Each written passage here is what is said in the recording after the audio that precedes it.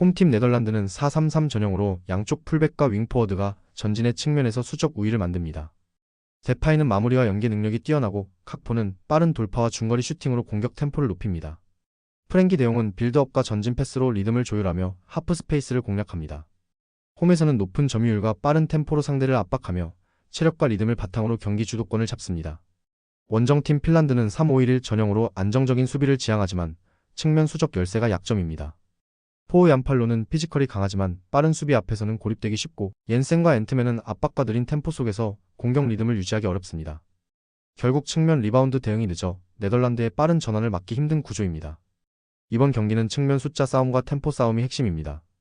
네덜란드는 빠른 템포와 넓은 전개로 리듬을 유지하며 하프 스페이스 침투로 주도권을 쥘 가능성이 높습니다.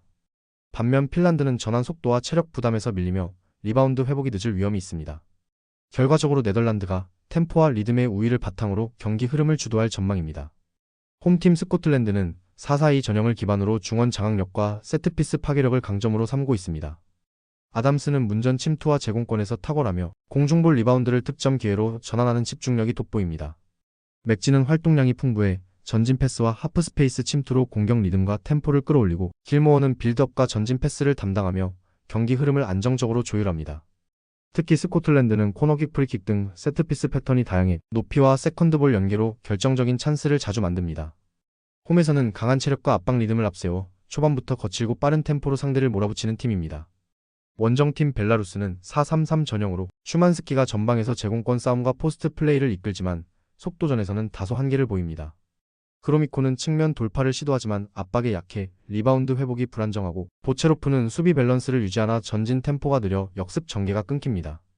게다가 이번 원정은 동유럽에서 서유럽 끝단까지의 장거리 이동으로 선수들의 체력과 집중력 저하가 불가피합니다. 후반으로 갈수록 라인 간격이 벌어지고 세트피스 수비 집중력이 흔들릴 가능성이 높습니다. 이번 경기는 세트피스 피지컬 싸움 체력 유지력이 승부를 가를 포인트입니다. 스코틀랜드는 아담스의 제공권, 맥진의 활동량, 길모어의 패스 리듬이 어우러져 세컨드볼 공략과 빠른 전개 템포를 이어갈 가능성이 큽니다. 반면 벨라루스는 장거리 이동으로 인한 체력 소모와 리듬 저하로 세트피스 수비와 전환 속도에서 밀릴 위험이 있습니다.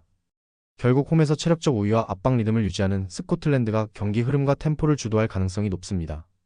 홈팀 루마니아는 4-3-3 전형으로 드라구스가 측면에서 활발한 돌파와 컷백으로 공격 리듬을 형성합니다.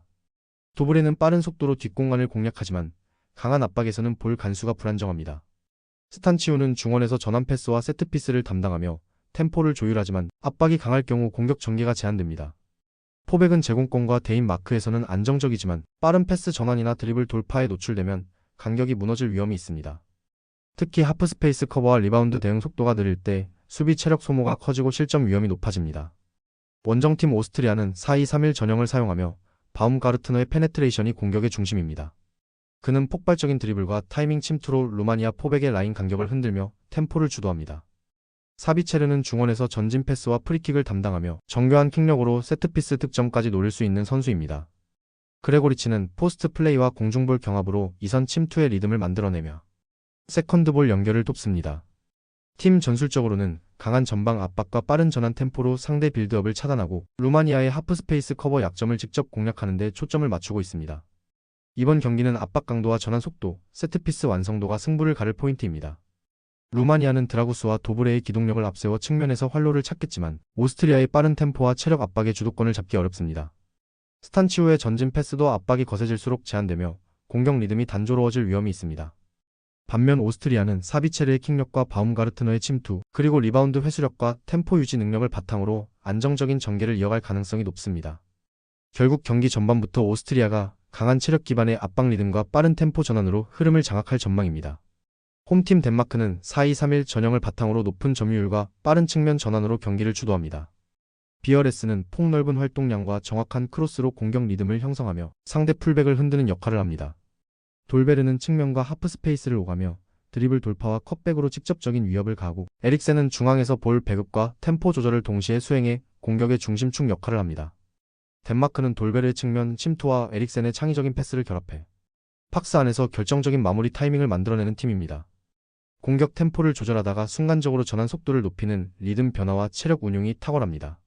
원정팀 그리스는 같은 4-2-3-1 전형이지만 최근 수비 조직력과 리바운드 대응력이 흔들리고 있습니다. 풀백들은 1대1 방어에서 자주 밀리며 센터백이 커버를 나가면 박스 안 공간이 쉽게 열리는 구조적 약점이 드러납니다. 이오아니디스는 제공권과 마무리에서는 강점이 있지만 전방 압박과 연계 플레이에서는 영향력이 제한적입니다.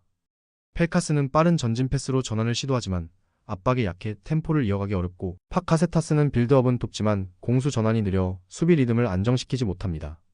후반으로 갈수록 측면 체력 저하와 하프 스페이스 관리 부재로 실점 위험이 커집니다. 이번 경기는 측면 전환 속도와 압박 리듬이 승부를 좌우할 가능성이 높습니다. 덴마크는 돌베르의 폭발적인 돌파와 컷백, 비어레스의 넓은 움직임, 에릭센의 정교한 패스를 결합해 하프 스페이스를 집중적으로 공략할 것으로 보입니다. 반면 그리스는 풀백 수비와 라인 커버가 불안정해 박스 근처 리바운드 대응과 템포 유지에서 밀릴 가능성이 큽니다. 펠카스와 바카세타스의 전환 시도도 덴마크의 빠른 압박 템포에 쉽게 끊길 위험이 있습니다. 결국 덴마크가 체력 우위와 리듬 조절 능력을 바탕으로 경기 초반부터 주도권을 잡고 결정적인 찬스를 반복적으로 만들어낼 전망입니다. 홈팀 크로아티아는 4-2-3-1 전형을 바탕으로 안정적인 후방 빌드업과 높은 점유율로 경기 리듬을 주도합니다. 부디미르는 제공권과 피지컬 싸움에서 강한 체력적 우위를 보이며 박스 안에서의 결정력도 매우 높습니다. 페리시치는 측면 돌파와 하프 스페이스 침투를 자유롭게 오가며 템포를 끌어올리고 수비 간격을 무너뜨리는 움직임을 보여줍니다. 크라마리치는 이선에서 폭넓게 움직이며 연계와 슈팅 모두의 위협을 더하는 핵심 연결고리로 후방 빌드업과 전방 전환 사이에서 팀의 리듬을 매끄럽게 이어줍니다. 크로아티아는 하프 스페이스 침투와 빠른 볼 순환으로 상대 수비를 흔들며 부디미르와 페리시치의 조합을 통해 리바운드 타이밍을 살린 치명적인 마무리 패턴을 만들어냅니다. 원정팀 지브롤터는 4-3-3 전형을 사용하지만 조직력과 템포 대응력에서 국제무대와의 격차가 큽니다. 드바르는 전방에서 활발히 움직이지만 압박을 받으면 쉽게 고립되고, 델리오는 중원에서 볼 연결을 시도하나 볼 간수력 부족으로 리듬이 자주 끊깁니다. 스켈러는 속도는 빠르지만 크로스의 완성도와 전술 이해도가 낮아 공격 템포를 이어가기 어렵습니다.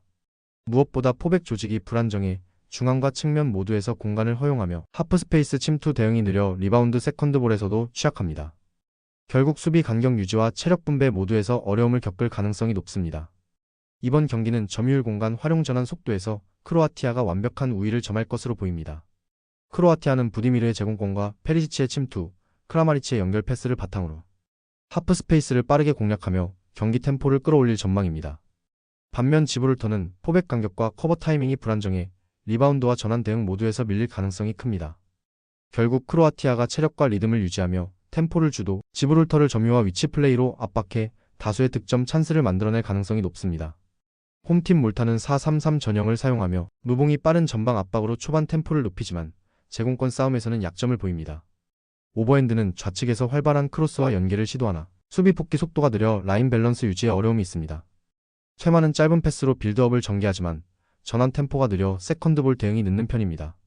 전체적으로 라인을 높이지 못해 수비 간격이 벌어지고 센터백 조합의 신장이 낮아 공중볼 리바운드 대응력이 떨어집니다. 상대가 하이볼 중심의 전진 크로스를 구사할 경우 몰타는 박스 안 포지션 선점 싸움에서 밀리며 실점 위험을 안게 됩니다. 원정팀 보스니아는 4-3-3 전형으로 공중전과 측면 전개에서 강한 리듬을 형성하는 팀입니다. 라자리는 타점이 높고 등지는 플레이에 능해 포스트업과 세컨드볼 연결로 득점 기회를 만드는 핵심 자원입니다. 자노니는 오른쪽 측면에서 정확한 크로스로 템포를 유지하며 공격 전환의 속도를 높이고, 카피키오니는 좌측에서 컷백과 하프 스페이스 침투로 리듬 변화를 주도합니다. 보스니아는 측면 전개 후 하이볼 중심의 크로스 패턴을 즐겨 사용하며 풀백의 오버래핑과 윙포워드의 위치 조정이 유기적으로 맞물려 다양한 공격 루트를 완성도 높게 전개합니다. 특히 라자리의 제공권과 타이밍 침투는 몰타 수비의 리바운드 약점을 정면으로 공략할 수 있는 무기입니다.